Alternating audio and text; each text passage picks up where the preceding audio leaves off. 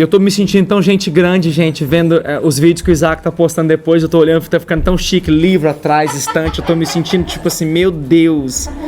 Que isso? Não. Não tô? Gente, eu tô me sentindo assim, eu tô me sentindo sei lá, nem que eu sei o que eu vou dizer.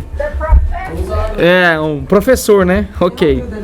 Então a gente viu na semana passada, a gente começou a ver na semana passada sobre o exemplo, né? E que uma liderança, ela é baseada no exemplo. Qualquer tipo de liderança, a nossa autoridade, ela vem do exemplo, né? Então, um dos parágrafos que a gente falou foi: o que nos dá autoridade para fazermos pelos outros é o que temos recebido. Esse aqui é aquele texto onde a gente mostrou que eu tenho que cuidar de mim primeiro, para depois cuidar do outro. Eu vou consolar alguém com as consolações que eu tenho recebido, né? Tá tudo certo aí? Tá ruim? Ok? E aí eu li o último parágrafo, nós estamos terminando de imprimir para dar para vocês aqui, que não estava na folha de vocês da semana passada, e a gente vai ler aqui agora. A habilidade de um líder não é só como ele consegue comunicar uma verdade, mas muito mais em viver o que ele está falando. Então a habilidade de um líder vem dele viver o que ele prega, e não só de falar alguma coisa, né? Por várias vezes você vai encontrar nos evangelhos expressões como diz assim: e as pessoas ficavam maravilhadas com as palavras de Jesus. Ou você dizia assim, você vai ver, a multidão ficava maravilhada com as palavras de Jesus. Aí o texto complementa dizendo o seguinte: porque ele fala como quem tem autoridade. Ou seja, então as pessoas estavam acostumadas a ouvir muitos discursos. Mas o que chamava a atenção de diferente do discurso de Jesus para as outras? A autoridade. Então, ele falava como quem tinha autoridade. Então, eu acho que eu já falei isso aqui, inclusive. Tá faltando papel, o Raquel. Tá falando para mim que tá faltando papel. Eu não sei mexer assim. Não sei nem se tem papel aqui. Tem. Tem aqui, ó. Aqui, ó. Embaixo, tem papel. Você vai encontrar, por exemplo, eu já falei isso aqui, acho numa pregação, que quando Jesus apareceu pregando, ele não era o único. Outras pessoas apareciam. Havia, por exemplo, o grupo dos Zelotes, havia outros grupos de pessoas que pregavam. Tinha João Batista com seus discípulos. Então Jesus, na verdade, poderia ser mais um no meio de muitos. Que tinha discípulos, que tinham pessoas que andavam atrás dele. E, no entanto, Jesus foi se destacando, claro, porque havia um propósito de Deus na vida de Jesus. Jesus era o Filho de Deus. Porém, as palavras de Jesus elas eram respaldadas com autoridade. Ok? Você vai receber agora, a Ramiro já está entregando para você. Agora nós vamos falar sobre as qualificações de um obreiro. Obreiro é quem faz alguma coisa na casa de Deus. Nós vamos pegar aqui sentidos genéricos agora aqui, né? Mas que vamos fazer algumas aplicações personalizadas para nós. Porque aqui você pode pensar: mas eu não quero ser pastor, eu nunca vou ser pastor. Se Deus quiser, eu nunca vou ser pastor. Talvez alguém possa pensar assim, né? Talvez você pode pensar assim: se Deus quiser, eu nunca vou ser pastor. Mas de repente, essas qualificações aqui não é só para quem quer ser pastor. Isso aqui é qualificação para quem quer fazer alguma coisa para Deus, na casa de Deus, no reino de Deus, ok? Então vamos lá então. Eu preciso que agora alguém leia um texto longo para nós, bem bacana aí. 1 Timóteo 3, primeira carta de Paulo a Timóteo, no capítulo 3, dos versículos 1 ao 13. Vamos lá. Você quer esse aqui? O texto é do 1, 2, 3, 4, 5. Oi? Isso tudo aqui, o texto? Não, vamos ler. É para ler a Bíblia. É para abrir a Bíblia e ler. Faltou um pra mim. Faltou, né? É porque não tinha contado. Eu vou fazer aqui mais. 1 Timóteo, capítulo 3, do 1 ao 13. Mandar uma foto. Pode ler, vai lá. Esta afirmação é digna de confiança. Se alguém deseja ser bispo, deseja uma nobre função. É necessário, pois, que o bispo seja irrepreensível, marido de uma só mulher, moderado, sensato, respeitável, hospitaleiro e apto para ensinar. Não deve ser apegado ao vinho, nem violento, mas sim amável, pacífico e não apegado ao dinheiro. Ele deve governar bem a sua própria família, tendo os filhos sujeitos a ele, com toda dignidade. Pois se alguém não sabe governar sua própria família, como poderá cuidar da igreja de Deus? Não pode ser recém-convertido, para que não se ensoberbeça e caia na mesma condenação em que caiu o diabo. Também deve ter boa reputação perante os de fora, para que não caia em descrédito, nem na cilada do diabo. Os diáconos, igualmente, devem ser dignos, homens de palavra, não amigos de muito vinho, ou nem de lucros desonestos. Devem apegar-se ao mistério da fé com a consciência limpa. Devem ser primeiramente experimentados, depois, se não houver nada contra eles, que atuem como diáconos. As mulheres, igualmente, sejam dignas, não caluniadoras, mas sóbrias e confiáveis em tudo. O diácono deve ser marido de uma só mulher e governar bem seus filhos e sua própria casa. Os que servirem bem alcançarão uma excelente posição e grande determinação na fé em Cristo Jesus. Dura essa palavra, né, gente? Então, Paulo, ele escreve para Timóteo aqui e ele começa, então, trazendo a lista de qualificações de como é que deveriam ser. Vale lembrar que isso aqui, irmãos, era no nascimento da igreja. Você tem que entender que quando a igreja estava começando, não havia o que nós temos hoje. Hoje você chega aqui, você tem tudo pronto. Você tem uma estrutura, você tem prédio, você tem Bíblia de papel, você tem pastores, você tem diáconos. Aqui, a igreja, ela estava nascendo em vários lugares. Então, a coisa estava tomando forma. Acho que eu falei numa das aulas, eu não me lembro agora. Mas Paulo, a equipe apostólica ou a equipe missionária da igreja do primeiro século, eles iam passando de cidade em cidade pregando o evangelho e as pessoas iam se convertendo aos montes. E não tinha estrutura, não tinha nada do que a gente tem agora. E muito menos algumas coisas, né? Então, eles chegavam, pregavam o evangelho, talvez pregavam ali 1 mês, 2 meses, ganhavam aquele tanto de pessoas. E agora, o que nós vamos fazer? Agora nós vamos ensinar essas pessoas. E aí eles ficavam lá, talvez 1 ano, 2 anos, ensinando. Aí eles iam embora e deixavam aqueles irmãos lá. Eu não sei porque que a gente tem apego com a igreja hoje, né? A gente fica 10 anos na igreja e fica assim, nossa, nunca vou sair daqui, se Deus quiser. Deus nunca, não vou sair. Não, a gente tem que sair para começar em outro lugar. Amém. Alguém falou alguma coisa, hein? Alô? Hã? Mas a gente fica assim, não, eu vou ficar aqui até morrer agora, né? Daqui não sai, daqui ninguém me tira. Esse não é o espírito da igreja primitiva, irmãos. Tá quando sai do prédio, né? Quando é um prédio novo, aí zero. Isso, é? Já tá aqui há 10 anos, agora é zero. É 10 meses. Aqui é novo? Negativo. Mas nós temos que entender que a igreja no início não tinha nada disso. Então as pessoas eram ensinadas. E as pessoas que iam se destacando no quê? Na habilidade? Não. No exemplo. Aquelas pessoas que iam se destacando, elas eram colocadas como líderes sobre as outras pessoas. Então você imagina, Paulo saiu, ensinou, viajou, aí tempos depois ele volta, inclusive ele instrui Timóteo, você vai voltar agora e você vai estabelecer presbíteros agora sobre o povo. Agora Timóteo não chegava naqueles lugares e falava assim, deixa eu ver, quem que é o mais bonito aqui para eu selecionar ele? Porque o mais bonito é que vai ser o presbítero, o mais rico, o mais cheio de dons. Não é nada disso. Eles iam vendo quem eram as pessoas que iam se destacando pelo modelo, pelo exemplo, pelo compromisso, pela fidelidade. Então nós vamos entender um pouquinho agora as qualificações que Paulo orienta Timóteo, então, a observar. Isso você vai encontrar em Tito depois também, ok?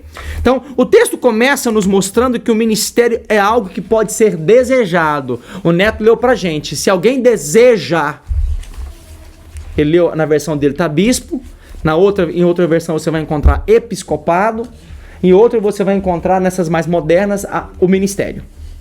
Então, o texto começa nos mostrando que o ministério é algo que pode ser desejado. E que além de ser desejado, é algo excelente. Então nós temos que parar com essa conversa de que ministério é algo ruim. Amém, gente? Amém. Ministério não é algo ruim. Ministério não é algo... Esses dias agora eu estava ouvindo... acho que no Casa de Zadok o Luciano pregou. Foi no Casa de Zadok, eu acho. Ele falou a respeito sobre o prazer do ministério. E as pessoas, elas são ingratas. Elas podem ser ingratas. O ministério não. E às vezes nós pegamos e dizemos assim, ter ministério é muita ingratidão. Não, negativo. As pessoas, às vezes, agem com ingratidão conosco, mas o ministério nunca será ingratidão para nós. Nós temos que nos sentir privilegiados por fazermos algo para o Senhor. Amém? Então o ministério é algo que pode e deve ser desejado. Da mesma maneira, ele nos apresenta um caminho para estabelecer no ministério. Paulo estabeleceu um caminho, olha só. Vamos lá. Primeiro vem o quê? Vamos ler juntos? Primeiro vem o quê? Vocação. O desejo. O encargo.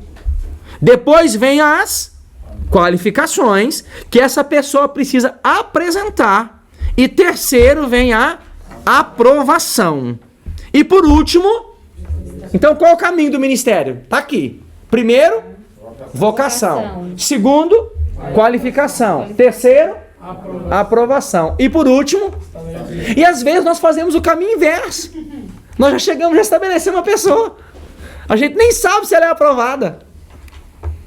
Por isso que às vezes, ao longo da minha vida pastoral, eu tive que falar assim, opa, peraí, eu acho que eu fiz alguma coisa errada. Eu coloquei alguém que eu não devia ter colocado aqui, agora eu tenho que tirar. Como é que eu faço? Porque a gente colocou alguém que não era aprovado. Se não era aprovado, aí depois, com o passar do tempo, a gente começou a perceber que ela não tinha aprovação, e aí a gente tem que retroceder nisso. Vocês estão entendendo, irmãos, aqui comigo? Amém? Então vamos lá. Primeiro vem a vocação, que é o desejo, o encargo. Segundo vem as qualificações. Obrigado, filho. As qualificações. Cadê? Perdi aqui. Terceiro vem a aprovação, que é ser experimentado. E por último, o estabelecimento. Não é só querer estar lá, pois Deus espera de nós uma postura, uma conduta condizente com esse lugar que queremos. Volta e meia você encontra alguém. O que eu faço para poder cantar? O que eu faço para poder dançar aqui? O que eu tenho que fazer aqui? Aí a gente pensa, a pessoa só quer, mas não é só querer. A postura tem que ser condizente. Porque não adianta eu dançar aqui e depois dançar na boquinha da garrafa lá fora. Entendeu? Para dar um exemplo bem esdrúxulo para vocês, não faz nenhum sentido. Não faz nenhum sentido. Eu acho que a verdade é que não sabe o que é isso. E é? Vocês entenderam aqui comigo então? A galera não sabe o que é não? Nem vou falar. Nem vou demonstrar pra vocês, gente. Não vou falar e nem demonstrar pra vocês. Misericórdia. Nunca, jamais. Jamais. Olha, você quer duas completas ou só duas?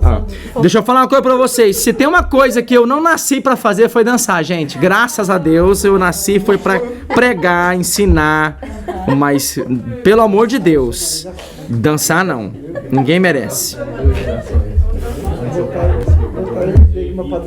Então, continuando aqui, a gente vai... Só um priminho aqui, ok? Então vamos lá. Então, primeiro, a gente não é só querer estar, pois Deus espera de nós uma postura, uma conduta condizente com o lugar que queremos. Então vamos lá, agora vamos destrinchar um pouquinho o que Paulo falou a respeito da vida dessas pessoas. Primeiro, irrepreensível, do grego anepleptos, que significa não apreendido, que não pode ser repreendido, não censurável, irrepreensível.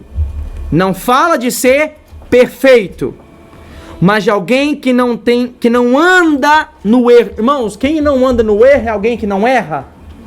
Não, nós como cristãos, nós temos que aprender a separar isso. Quem anda no erro é quem está vivendo uma vida na prática do erro. Não é quem não erra. Ok? Então vamos lá. Que não merece ser corrigido. Alguém lê para mim Filipenses 2,15. Vamos lá.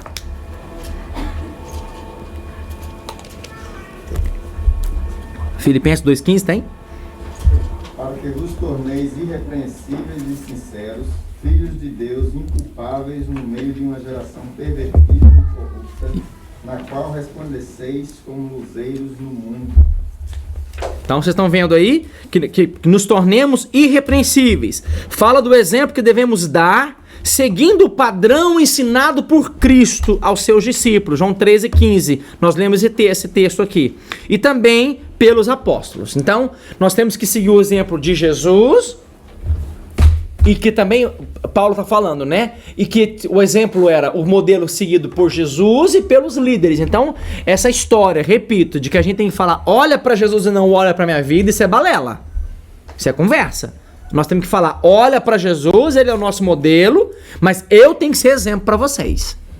A minha vida tem que ser modelo para vocês. Ok? Então, primeira característica é irrepreensível. Segunda característica, esposo de uma só mulher. Nós estamos falando de uma cultura aqui onde tem várias mulheres, era aceitável. Mas o projeto original de Deus, lá atrás, Deus quando criou a mulher, Deus criou quantas mulheres para Adão? E que fique claro que foi uma mulher que foi criada, ok, gente? Por favor. Então, ok? Adão e Eva. Deus não criou mais de uma. O padrão original era uma. Mas o homem, por causa do coração, da incredulidade e tudo, foi fazendo a coisa ficar, né, cheia. Eu falei pra Clícia, eu não sei como, porque eu não consigo nenhuma direito, quanto mais duas, três. Isso não passa pela minha cabeça, mas tudo bem. Hã? Pois é, imagina. Depois ele terminou a vida falando que tudo era vaidade e que ele tava morrendo de fadiga, né? Então vamos lá. Por que será? Eu não faço ideia. Então vamos lá. Esposo de uma só mulher. Não é não, Paulão? Fala pra mim, Paulão. Fala nada, não fala nada que senão a cabeça rola. Fica quietinho mesmo aí. Fica quieto. A sogra tá online aqui, ó. A sogra tá online aqui, ó. Ela tá aqui falando pra mim, ó. Depois te pega, hein? Então vamos lá. Esposo de uma só mulher. É óbvio que o texto fala de monogamia. Um ministro, à semelhança de qualquer outro cristão. Ok, gente? Isso aqui não tem exceção. Não pode ter um caso ou relações extraconjugais.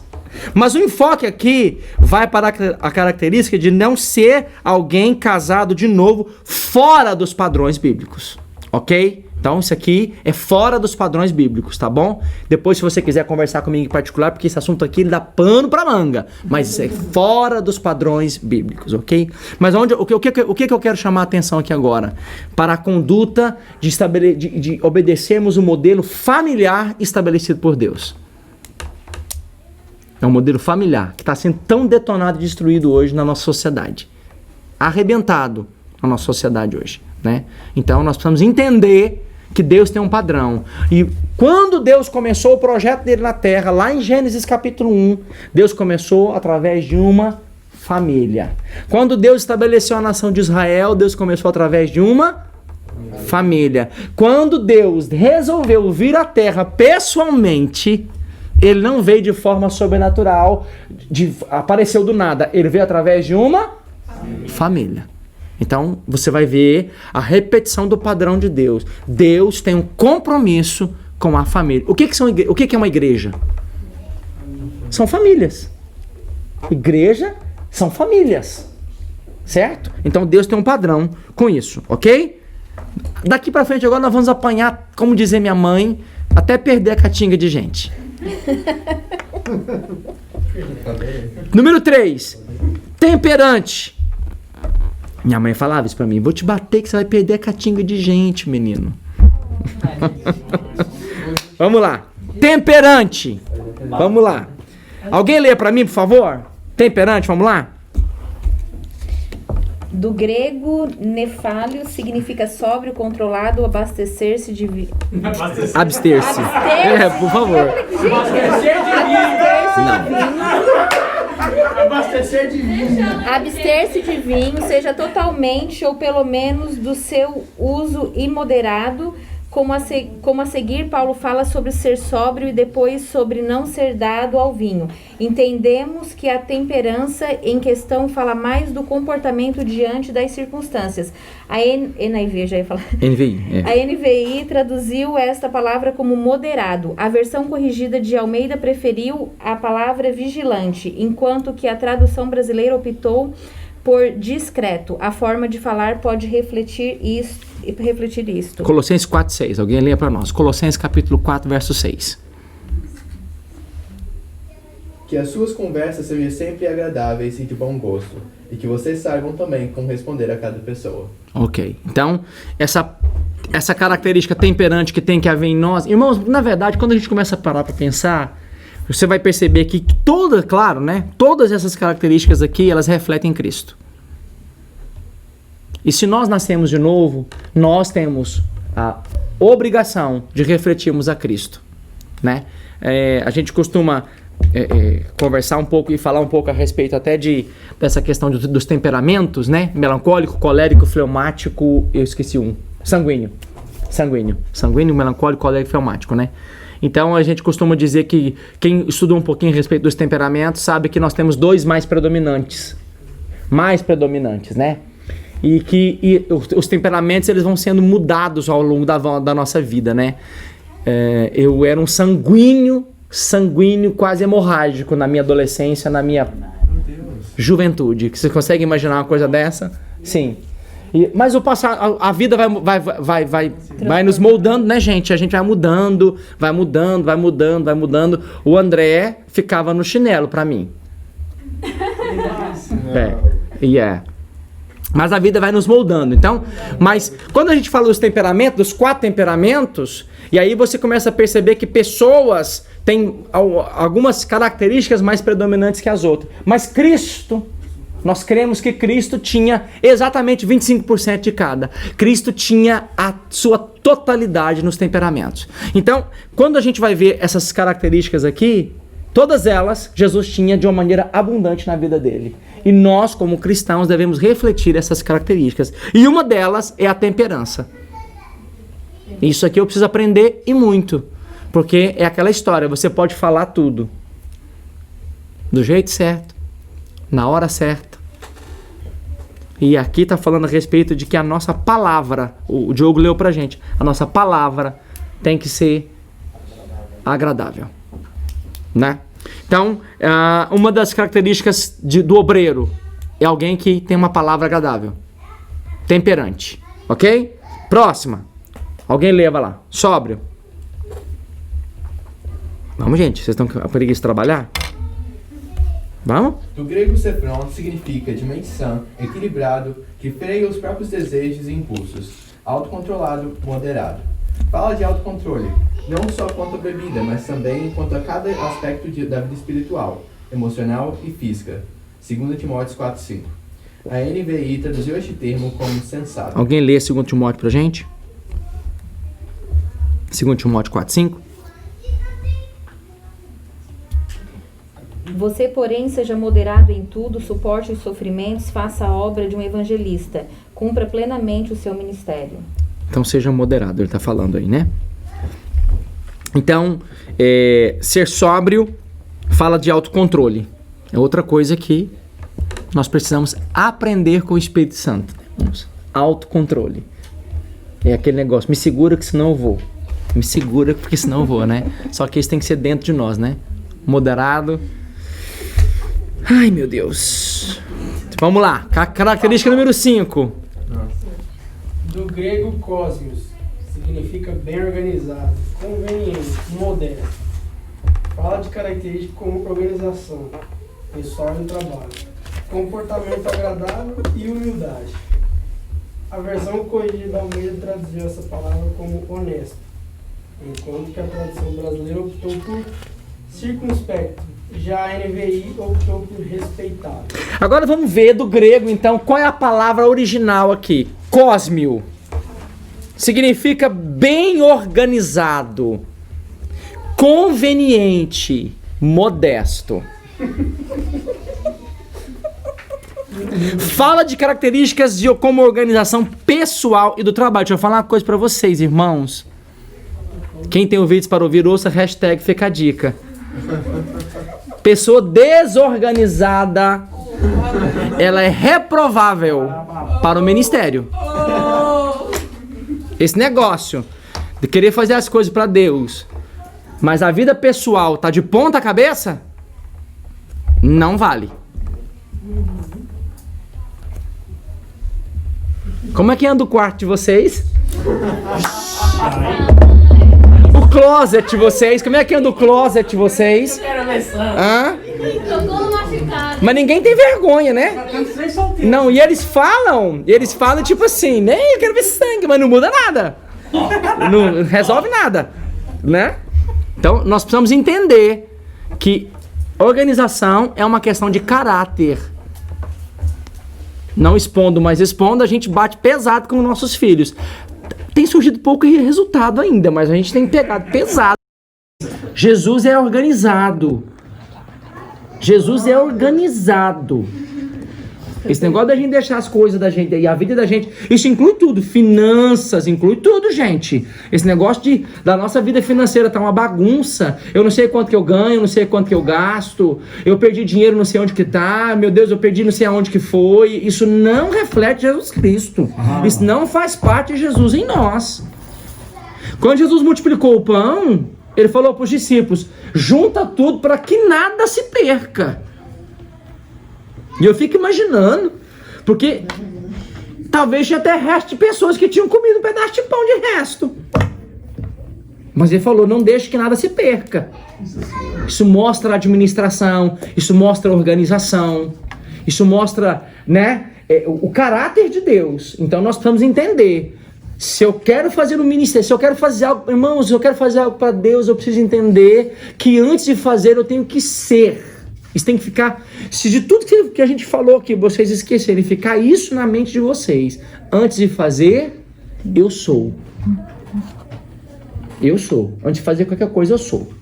Amém? Então nós precisamos entender que isso também faz parte da nossa característica para o ministério. Número 5 foi o modesto, né? Número 6, alguém lê para nós, hospitaleiro. Do grego, Filoxenos. Significa hospitaleiro, generoso para as visitas. Fala de um coração aberto e amoroso que permite que o seu próprio lar seja um lugar de acolhida. Essa característica revela que alguém se importa com os outros e que não é egoísta. Então, outra característica que nós temos que ter: hospitalidade. Sabermos tratar bem as pessoas, sabermos, inclusive, colocar não só a nossa casa, né? Mas o que é nosso à disposição das pessoas. Refletimos Jesus nisso, né? Porque Jesus é hospitaleiro, né? Quando Jesus fala a respeito da parábola do bom samaritano, ele conta a parábola e na parábola ele mostra que o samaritano pegou a pessoa que estava lá e levou para uma hospedaria, para um lugar apropriado para que a pessoa fosse bem recebida. Então nós precisamos entender que, como discípulos de Jesus, a hospitalidade tem que ser uma característica da nossa vida. Amém? Hebreus 13:2, alguém leia para nós? Não deixe de receber bem aqueles que vêm à casa de vocês, pois alguns que foram hospitaleiros já receberam anjos sem saber. Ó, tá vendo, gente? Quando eu vou na sua casa, você não tá sabendo, né? É um anjo chegando na sua casa, você não tá sabendo, viu, Josi? Quando eu vou na sua casa, Josi, é um anjo que tá chegando lá, é um anjo. Bom, nós vimos 6 características e essas 6 aqui falam de traços de caráter. Traços de caráter. Essa próxima característica é a única que fala de aptidão. Depois volta pro caráter de novo. 7ª característica, apto para ensinar, do grego didácticos. Isso te lembra alguma palavra? Didática. Né? Que é a didática para ensinar, né? Que significa apto e hábil no ensino. Fala do entendimento bíblico necessário para viver e ensinar a palavra de Deus em todos os aspectos. O que inclui a capacidade de correção e refutação do erro. Deixa eu falar uma coisa para vocês. Não sei se vocês... É que vocês estão bem desconectados do Brasil, talvez a gente está um pouco mais conectado, né?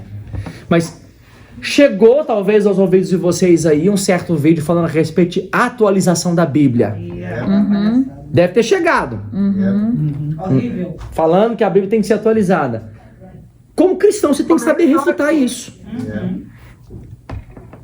Alguém chega pra você e fala assim, não, mas nós temos que atualizar a palavra de Deus. Aí você fica assim, nossa, será? Eu não sei, o que eu tenho que fazer? É de René? Eu não sei. Vocês entendem? Então, apto para ensinar significa que nós temos que ter um mínimo de embasamento para entender onde nós estamos. Eu tenho falado para os nossos filhos lá em casa, vocês não vão de carona na nossa fé. Vocês têm que saber onde vocês estão pisando. O pior é que tem muita gente no Brasil que acha e concorda com Isso.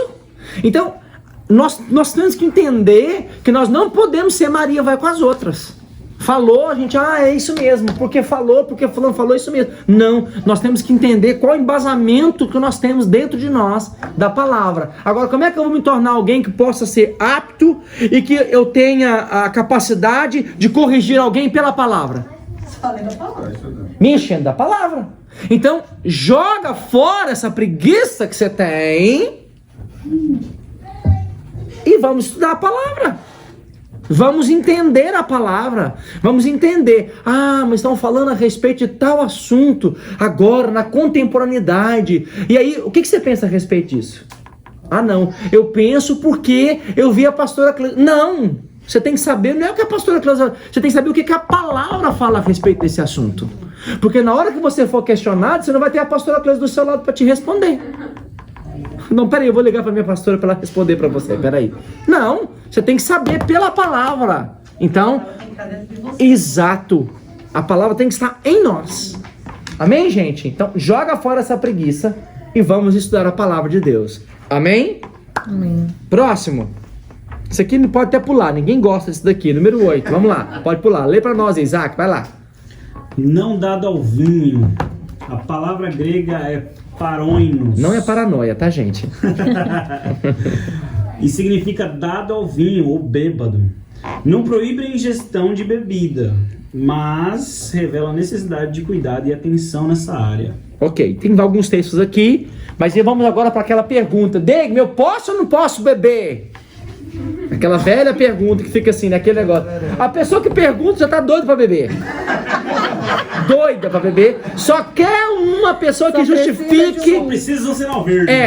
É bem isso. É aquela pessoa que fala assim, mas deixa eu te perguntar uma coisa. O que a Bíblia fala a respeito de masturbação? O que você acha? Quando pergunta, é porque já tá doido para fazer o negócio, mas quer respaldo para fazer, né?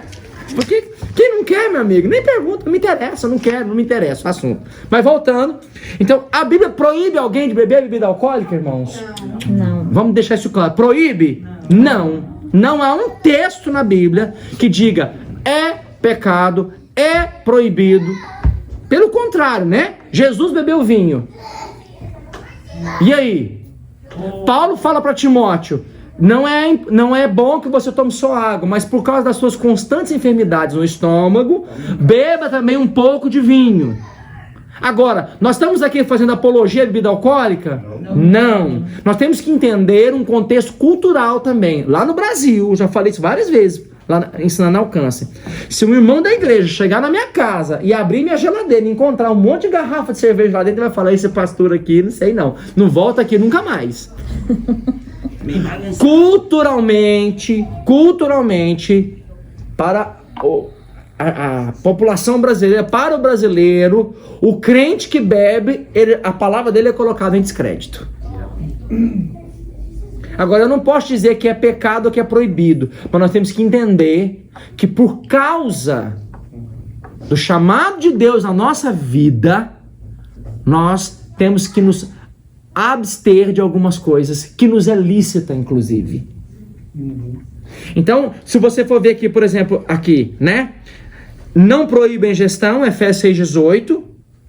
Não vos embriagueis com o vinho no qual há dissolução, mas enchei-vos do Espírito, né? Mas revela a necessidade, o cuidado e a atenção na área. Gênesis 9:21 fala de Noé, que se embriagou, passou por uma situação e causou uma situação dentro da casa dele por causa daquilo. Se Noé não tivesse ficado bêbado, aquela situação que aconteceu com o cão não teria acontecido. Você quer falar? Não. Não? Você fez isso com a mão, achei que você quisesse falar. I did this. Ok. E Provérbios 20, verso 1, acredito que fala sobre a embriaguez. Alguém lê para nós um texto. Provérbios 20, verso 1. O vinho é zombador e a bebida fermentada provoca brigas. Não é sábio deixar-se dominar por eles. Vocês estão vendo? Então, assim, não é porque não existe um texto que proíba, que diz o seguinte, então estou liberado, posso fazer o que eu quiser. Negativo, não pode. Ok? Tá claro até aqui? So far, so good? Yes. Ok? Número 9. Alguém lê para nós. Não violento, do grego kleptis, significa brigão, pronto para um golpe, contencioso, pessoa briguenta. A versão corrigida de Almeida e a tradução brasileira traduziram essa palavra por não espancador. Fala de alguém que se domina em suas emoções e não seja uma espécie de pavio curto. Ok, então vamos lá. Vamos imaginar uma situação. Eu tô aqui pregando, ou eu tô aqui na porta recebendo alguém aqui na porta. Eu chego aqui, a pessoa entra aqui e fala, tudo bem, que bom que você tá por aqui, que maravilhoso você por aqui. Ok, domingo. Terça-feira, estou eu na fila do pão, na padaria, e de repente acontece uma situação, eu começo a bater boca e o cara vem pra cima de mim, eu já falo assim, pode vir, vem, vamos lá, vem. E está na padaria a mesma pessoa que eu recebi domingo no culto. Eu te pergunto, aonde está Jesus nessa história toda? Comendo pipoca assistindo.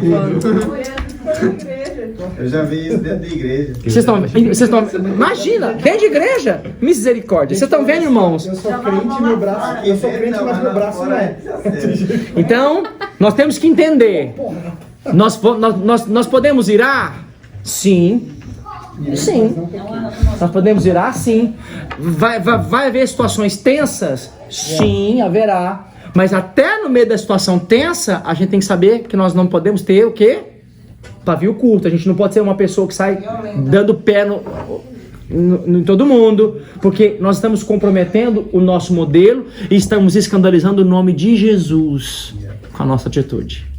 Então, não compete, não cabe a alguém que quer exercer um ministério, alguém que quer exercer uma função na casa de Deus, ser uma pessoa violenta, briguenta, como a Stephanie deu, de não espancadora. Porque às vezes a gente encontra irmãos que partem para briga e para briga física. Então, em nome de Jesus, isso não está em nós. Amém, gente? Amém. Ninguém discorda, né, gente? Número 10, vamos lá. Alguém leia. Cordato, do grego epieites, significa aparente, apropriado, conveniente, equitativo, íntegro, suave, gentil. Fala de educação, amabilidade e simpatia. A NVI ela preferiu traduzir essa palavra como amável, enquanto a versão corrigida de Almeida e a tradução brasileira traduziram essa palavra por moderado. A palavra fala o tempo todo sobre como deve ser os relacionamentos. Dos 10 mandamentos, 4 falam do nosso relacionamento com Deus. Outros 6 falam do nosso relacionamento com o nosso próximo.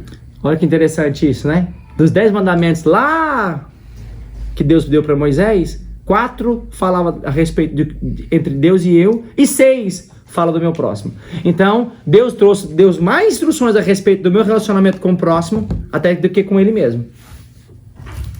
Então, essa característica fala de alguém simpático. Eu preciso confessar que às vezes eu não sou simpático.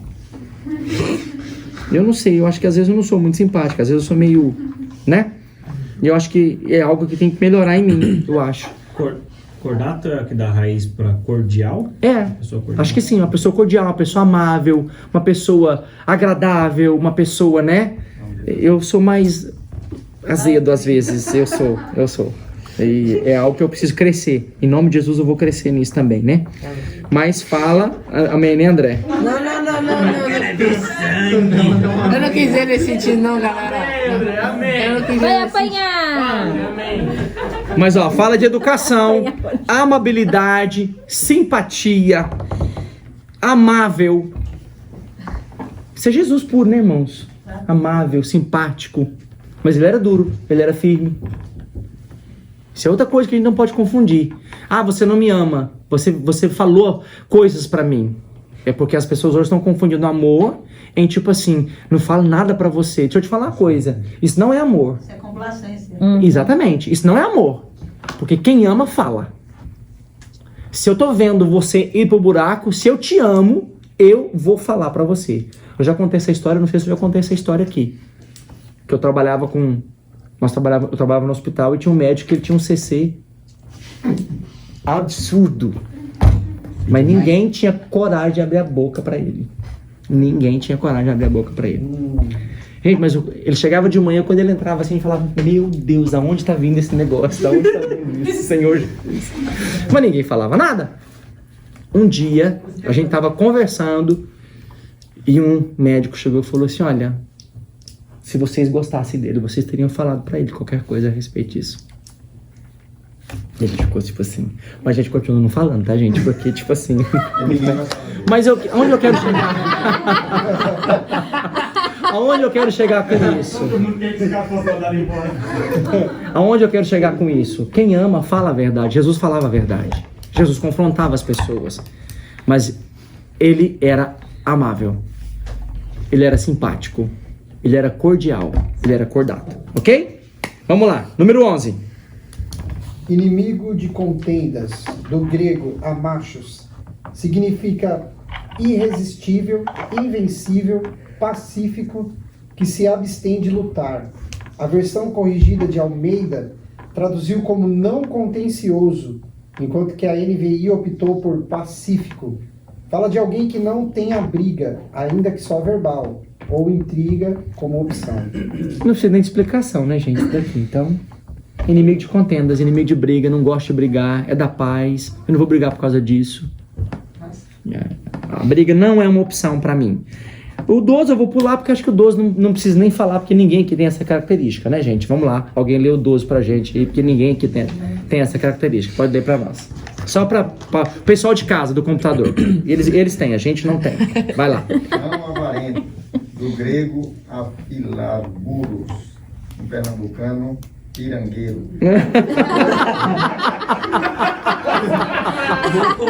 Gostei dela. Pessoal, vocês ouviram? Não ouviram não, né? Mas ele falou o seguinte, ó, do grego apilarguros, do pernambucano pirangueiro. Ele falou, foi isso que ele falou. Significa que não ama o dinheiro, não avarento. A tradução brasileira optou pelo termo não cobiçoso, enquanto que a NVI optou por não apegado ao dinheiro. Fala de contentamento. Filipenses 4:11, Hebreus 13:5 e ausência de ganância. Então, característica que tem que haver em nós. Não avarento. Não amar o dinheiro. Pirangado. Pirangueiro, é isso? Pirangueiro é quem? É mão de vaca? Em Goiás é mão de vaca. Pirangado é não Pão duro. É, não ser pirangueiro. Pão duro. Pão duro. Como é que é em inglês? Miguelento. É cheapest. Chip. Não, De chip, de barata. cheap. Okay, sheep é ovelha, né? Cheap. Ok, é isso daí. Então, não avarento. Cincão, já vou com crédito. Gente, não avarento significa que não ama o dinheiro. Nós temos que lançar fora da nossa vida o amor ao dinheiro. Não cobiçoso. E aí é interessante. Fala de contentamento. Isso é algo que tem que ser trabalhado na minha vida todos os dias. Contentamento. Eu preciso aprender a me contentar. Contentamento não significa conformismo. Vamos deixar isso claro. Ah, eu estou me contentando com isso daqui. Ah, então tá bom. Não. Não é que eu me conformo. Eu quero isso, eu quero uma casa, eu quero uma single family house, mas eu me contento. Deus, muito obrigado pela minha multifamily house que o Senhor me deu. Mas eu ainda vou ter a minha single family. Mas eu me contento, eu estou grato. Eu adoro o Senhor, muito obrigado por essa conquista. Eu me contento com o meu carrinho velho. Obrigado, Jesus. Eu sei que eu ainda vou ter ainda um Lincoln 0 km. Eu ainda vou ter. Mas eu me contento com o meu carrinho velho. Obrigado, Senhor. Eu sou grato por ele. Porque antes ele do que andar a pé. Vocês entenderam a diferença? Então, contentamento não é conformismo. Precisa haver em nós uma atitude de contentamento. Deus espera de nós isso, né? E isso faz parte do caráter de Deus em nós. Ok? Próximo, vamos lá. 13. Que governe bem a própria casa, criando os filhos sob disciplina, com todo respeito. Pois se alguém não sabe governar a própria casa, como cuidará da igreja de Deus? A família do líder deve ser referência e modelo ao rebanho. A principal razão de Deus ter eliminado a casa de Eli do exercício do sacerdócio foi justamente a situação de desestrutura a família. Opa! As letras? Só tá em inglês agora. Meu Deus, hein? Antes fosse o inglês. Tô nervoso, desculpa, tô nervoso.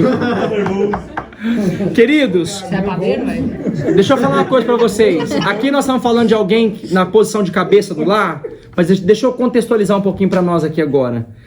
Isso aqui nos remete para um modelo de estrutura familiar. E nós precisamos entender que o nosso modelo familiar, ele reflete quem somos nós. Por exemplo, vou trazer aqui agora, filhos que não honram seus pais. Filhos que não obedecem aos seus pais. Como é que eu posso fazer qualquer coisa na casa de Deus se eu não honro os meus pais? Como é que eu vou ser alguém que vou fazer qualquer coisa em nome de Deus se o meu modelo como filho, como marido, como esposa, como irmão está comprometido? Não tem como, não é condizente. E dentro dessa questão eu queria tratar de um assunto aqui, porque às vezes nós vivemos uma geração hoje, e não estou falando de nós aqui agora, irmãos, estou falando de uma geração de um modo geral. Nós vivemos no meio de uma geração hoje que não sabe o que é mais honrar os pais. Filhos que acham que os pais são do mesmo nível, tipo assim, eu vou falar com meu pai, tipo assim, como se eu estivesse falando com meu colega de escola. E se nós vivemos uma geração hoje que não honra os seus pais, o que dizer dessa geração em dizer a honrar os seus líderes? Se eu não tenho a capacidade de honrar o meu pai e a minha mãe, que são meu sangue, que me geraram, eu vou honrar líder? Mas nunca. Isso não existe. Então nós precisamos resgatar isso no nosso meio. Nós precisamos ser uma geração que honra as autoridades da nossa vida. Isso faz parte do caráter de Jesus. Jesus honrou o pai dele o tempo todo. E aliás, José nem era pai de Jesus, no sentido literal, né? Mas a Bíblia diz que lá depois de 12 anos que José e Maria voltam e pegam ele, a Bíblia diz que então Jesus lhe era submisso em tudo. Isso fala de uma atitude de obediência da parte de Jesus para com José e para com Maria. Então, irmão, se Jesus foi dessa maneira, quem somos nós para não ser? Então nós precisamos entender. Não dá pra, assim, deixa eu trazer alguns exemplos práticos aqui, só pra gente entender algumas coisas. A pastora Cleusa chega aqui, não tem uma cadeira vaga. Tem que haver em nós a atitude de pastora. Não é porque ela é a pastora, não, irmão. Não é só porque ela é a pastora, não. Ela é a pastora, ela é mulher, ela já é uma senhora mais... Não sei falar isso, não vou falar isso não, porque depois vai ficar gravado. Mas ela é alguém mais madura, mais experiente, mais vivida. Aí ela chega aqui, aí ela encosta aqui, porque às vezes nós não temos a capacidade, e às vezes não é maldade do nosso coração, não. É porque nós não fomos ensinados, a gente não está atinando para isso. Irmãos, nós temos que acordar. Nós temos que acordar. Nós precisamos entender que isso não é honra para ela, isso é bênção para nós. Isso é bênção para a nossa vida. Todas as vezes que eu honro alguém que tem autoridade na minha vida, Isso não é bênção para ele, não. Isso é bênção para mim. Aliás, honra não é para quem precisa. Isso é outra coisa errada, viu? Que a gente tem na nossa cabeça. Honra não é para quem precisa. Honra é para quem se merece. Isso acontece muito na vida financeira. Às vezes a gente tem, né, um irmão mais afortunado no nosso meio, né? Tem um irmão que é melhor financeiramente, ele é rico. A gente pensa, nossa, eu vou dar uma oferta para alguém. A gente nunca pensa em dar uma oferta para alguém que tem dinheiro. Porque a gente acha que a oferta em dinheiro é para quem? Precisa. E Deus precisa do nosso dinheiro? E a gente não honra Deus com o nosso dinheiro? Então honra não é para quem precisa. Honra é para quem merece. E às vezes nós deixamos de honrar pessoas que merecem a honra. Nós temos que tomar cuidado com isso. Isso faz parte dos traços de Jesus em nós. Nós precisamos aprender a honrar as pessoas. Então eu olho para o neto e olho, não, acho que o neto não precisa disso daqui. Então eu vou dar para quem precisa. Tá errado. Tá errado. Pra mim. Para quem? Pra mim. Ah, para Carol. Ok, Carol. Tá errado, sim. Eu acho que da mesma forma, fala alto para o pessoal que caso ouvir aqui. Da mesma forma também, nós como casais, nós temos que aprender a governar a nossa casa, os nossos filhos, porque o que a gente vê hoje são pais que deixam os filhos fazer tudo que quer. Sim. Não tem limites, não tem... Eles acham que estão dando amor, mas estão estragando. E saber governar a casa é saber educar, ensinar os filhos também. Irmãos, eu acho que eu errei um pouco na educação dos meus filhos. Não, é verdade. Em que aspecto? Não, tô falando sério. Eu, às vezes, eu acho que eu excedi algumas coisas. Principalmente com o Eliseu. Eu excedi. O André acho que faltou um pouquinho. Mas, irmãos, deixa eu falar uma coisa pra você. Eu não consigo entender. Me desculpe, é uma fraqueza minha. Eu não consigo entender um pai que não consegue controlar seus filhos. Eu não consigo entender isso. Eu não consigo entender. Isso não entra na minha cabeça. Limites são limites e pronto, acabou. Eu não consigo entender. Então, assim, eu errei, às vezes assim, a gente até achou que cortou demais, toliu demais e parou demais. Mas eu quero dizer para vocês, nós precisamos aprender a governar bem a nossa própria casa. Esse assunto é assunto para casado. Não, esse assunto é para você que é solteiro também. Porque se você não governa bem o seu próprio quarto, se você não governa bem a sua própria vida financeira, se você não governa bem o seu próprio carro, que às vezes fica parecendo um depósito de lixo,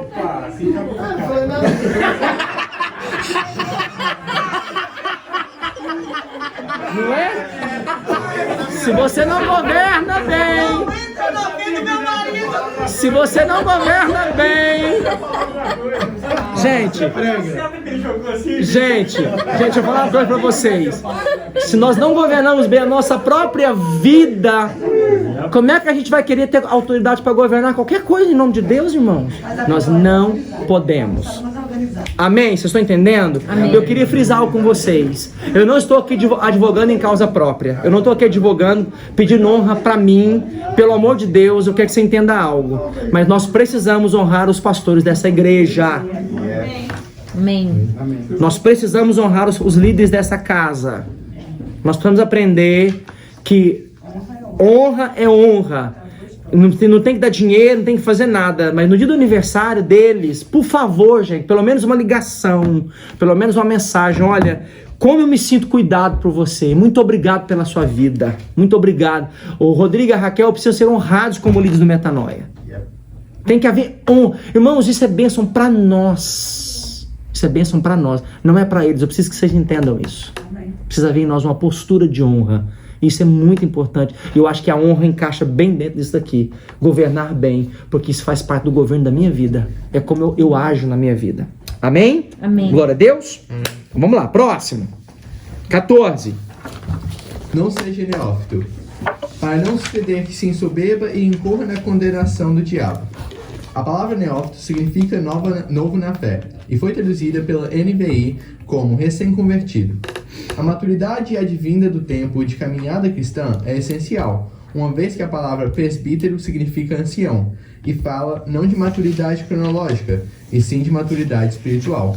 1 Timóteo 4. Isso, em 1 Timóteo 4,12, Paulo fala para ele assim, ó, ninguém despreze pela sua mocidade. Ele era novo cronologicamente, mas já era alguém experimentado na fé. Então, quando Paulo fala que alguém que para fazer alguma coisa não pode ser neófito, é nesse aspecto. Então, por exemplo, a pessoa converteu hoje, amanhã ela já está fazendo coisas. Daqui a pouco, ela já não está aqui mais. Daqui a pouco ela já desandou, já foi de novo. Vocês estão entendendo? Então, a pessoa não pode ser neófita, ela tem que ser alguém experimentada, ela tem que ser alguém que a gente entendeu, que ela caminhou, como diz no ditado, ela comeu 1 quilo de sal primeiro. Comer 1 quilo de sal leva tempo. Lá em casa a gente tá comendo sal mais agora, tá ficando mais salgadinho comigo, tá demorando menos. Mas comer 1 quilo de sal leva tempo. Hã?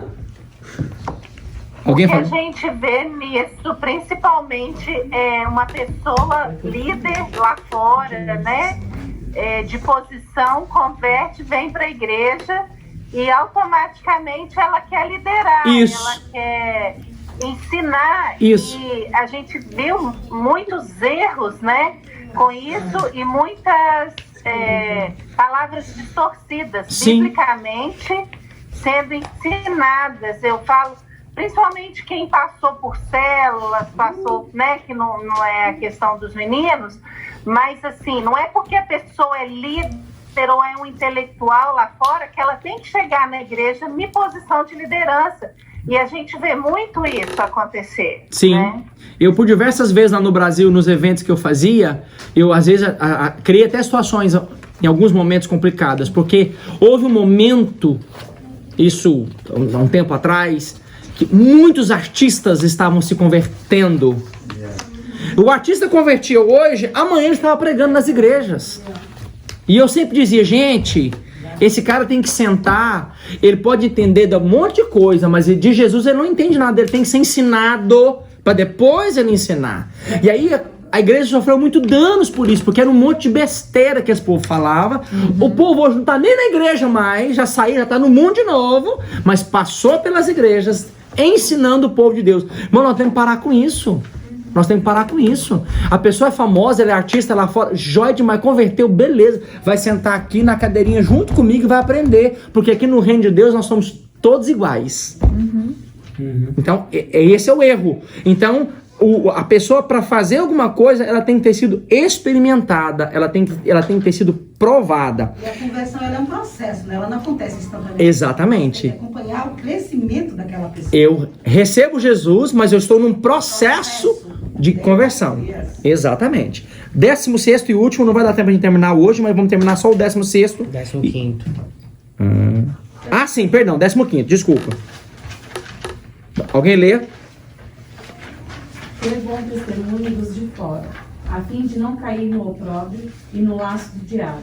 Sua vida cristã deve primeiro ganhar o respeito dos que o conhecem, dia a dia, para depois servir de referência à igreja. Caso contrário, será envergonhado e preso pelo inimigo. E o testemunho aqui não é para com os de dentro, é para com os de fora. É os de fora. Então, o que Paulo está mostrando aqui, que a minha vida tem que ter um bom testemunho e respeito para quem está lá fora. A pessoa tem que olhar, repito, perfeição? Não. Mas tem que olhar e falar, olha, eu não tenho muito o que falar aqui, porque o negócio ali é preto no branco. É aquela velha historinha que a gente tá cansado de escutar, né? Aquela historinha que o pessoal conta que o menino um dia chegou e falou, pai, a gente pode morar aqui na igreja? Ah, meu filho, por que você quer morar aqui? Nossa, pai, porque aqui o senhor é uma bênção. Porque na igreja ele era uma coisa, em casa era o cão chupando manga. Bicho pega. Não dá. Então nós temos que ter bom testemunho para com os de fora. 16º e último. Dê uma só palavra. Ó. Seu sim, o seu não, não. Uma conduta que sustenta e honra o que fala. Fica parecendo que Deus exige mais do líder, porém essas características são esperadas de todo cristão, principalmente dos seus líderes. Então nós temos que ter pessoas de uma só palavra. O seu sim é sim, o seu não é não. Pronto. Se eu falei que eu vou, eu vou. Se eu não vou, eu pelo menos vou ligar e vou dizer, olha, eu falei que eu ia, me desculpe, mas eu não vou poder. Me perdoe, eu não vou. Mas não é simplesmente falar, e aí, nossa, esqueci. Ah, não lembrei. Isso não reflete Jesus na nossa vida. Amém, gente? E aí a Sara leu a última frase que foi, fica parecendo que Deus exige mais dos seus líderes. Mas essas são características que todo cristão deve ter. Amém, gente? Amém. Amém? Eu imprimi folhas a mais, mas nosso tempo hoje estourou. Então, por favor, tragam sua folha para não ter que imprimir tudo novamente. Quarta-feira que vem. Quarta-feira que vem a gente termina. Amém? Vamos orar para a gente terminar? Senhor, muito obrigado por esse tempo. Nós te louvamos, nós te agradecemos pelo teu cuidado. O Senhor é tão bom conosco. Te agradeço, Jesus, por tudo aquilo que o Senhor fez, está fazendo e continuará a fazer em nós, por nós e através de nós. Nós oramos, Deus, para que essas palavras elas fiquem latentes em nosso coração, que elas nos ensinem, que elas nos molde. Ó Deus, e nós queremos cada dia mais ser parecido contigo, Jesus. Nos ajuda, Senhor. Tem misericórdia de nós. Nos perdoa onde temos falhado, onde temos errado. Nós queremos ser parecidos contigo, Jesus. Amém. Em nome do Senhor Jesus. Amém? Quarta-feira que